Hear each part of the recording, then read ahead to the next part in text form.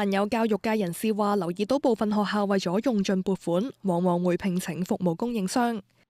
我喺個限時裡面，例如26、27年，我一定要用晒呢30萬嘅話，咁學校就一定要做咯，一定要用咯。咁就如果有啲嘅學校真係諗唔到方法啦，咁其實最簡單咧就係話揾一啲坊間一啲嘅服務供應商去幫我諗掂佢啦。咁早知就做咗佢，使咗嚿錢，咁就完成個任務咯。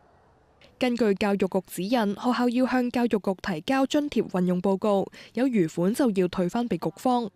教育局佢有個指標就係話，你用唔到嗰嚿錢，你係要交代嘅。咁呢一樣嘢其實無形中咧，俾學校一個好大嘅壓力嘅。佢一定要完成咗呢樣嘢，學校佢係一次過都會批俾你，咁你一定要用晒嗰嚿錢佢。咁如果你唔用嘅話，咁就冇。咁好多時嚟講咧，學校咧就係有少少就為做而做啦。因為要使嗰嚿錢，所以又要去做。雖然教育局有就唔同津貼定明使用原則，但有智庫認為而家當局只係透過學校匯報同抽查形式，了解津貼使用情況，難以評估成本效益。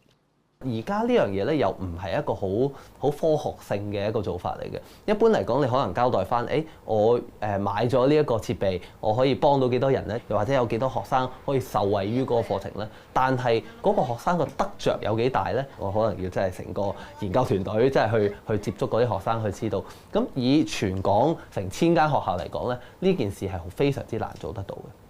教育開支喺過去10個年度增加大約5成半，由2014到15年度大約737億，升到今個年度預算1157億，佔整體政府開支大約1成半。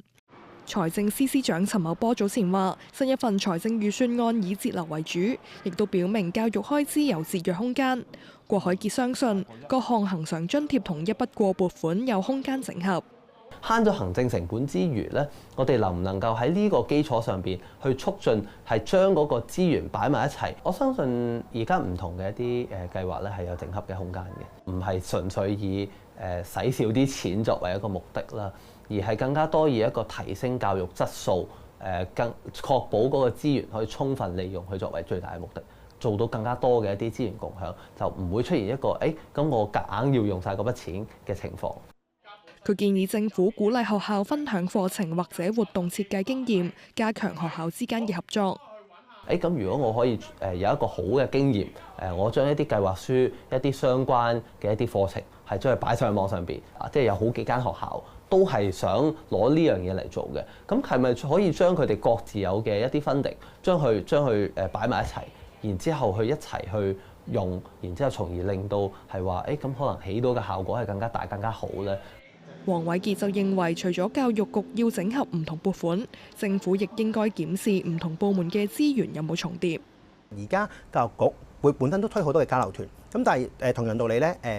呢個民政及青年事務局咧亦都推好多嘅交流團。咁呢啲嘅交流團其實可以做一個整合，例如可以將學生交流全部由呢個民政及青年事務局去統籌翻啦，教育局就淨係負責翻老師嘅交流。咁嗰啲嘅撥款咧可以集中喺份嚟嘅話咧，就唔會出現一個資源重疊，咁亦都可以幫政府慳唔少錢咯。